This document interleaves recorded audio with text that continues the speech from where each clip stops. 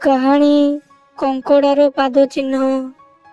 ଥରେ ଏକ କଙ୍କଡ଼ା ସମୁଦ୍ର କୂଳରେ ବେଶ ଖୁସିର ସହିତ ବୁଲୁଥିଲା ଏବଂ ମଝିରେ ମଝିରେ ପଛକୁ ଅନାଇ ନିଜର ପାଦ ଚିହ୍ନ ଗୁଡ଼ିକୁ ଦେଖି ଖୁସି ହେଉଥିଲା।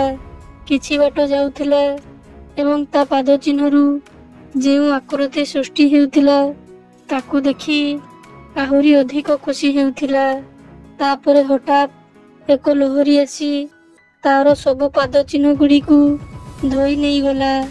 ଏହାପରେ କଙ୍କଡ଼ା ବହୁତ କ୍ରୋଧିତ ହେଲା ଏବଂ ଲହରୀକୁ କହିଲା, ମୁଁ ତ ତମକୁ ମୋ ମିତ୍ର ଭାବୁଥିଲି, ହେଲେ ତୁମେ ଏ କ'ଣ କରିଲ? ମୋ ଦ୍ୱାରା ବନାଯାଇଥିବା ସୁନ୍ଦର ପାଦ ଚିହ୍ନ ଗୁଡ଼ିକୁ ଲିଭାଇ ଦେଲ। ଏହା ଉପରେ ଲହରୀ କହିଲା, ହେ ମିତ୍ର, ଟିକେ ଦୂରକୁ ପଛକୁ ଅନାଇ ଦେଖ, କେତେ ଜଣ ମାଛ ଧରାଳି କଙ୍କଡ଼ା ମାନଙ୍କର ପାଦ ଚିହ୍ନକୁ ଅନୁସରଣ କରି ତାଙ୍କୁ ଧରି ନେଇ ଯାଉଛନ୍ତି। ସେମାନେ ତମକୁ ନ ଧରନ୍ତୁ ସେଥିପାଇଁ ତମ ପାଦ ଚିହ୍ନ ଗୁଡ଼ିକୁ ଲିଭାଇ ଦେଲି।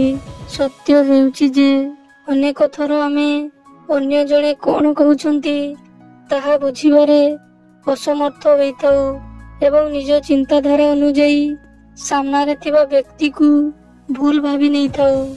ଆମକୁ ମନରେ ଶତ୍ରୁତା ଆଣିବା ପରିବର୍ତ୍ତେ ଭଲ ଭାବରେ ଚିନ୍ତା କରି ସିଦ୍ଧାନ୍ତ ନେବା ଉଚିତ।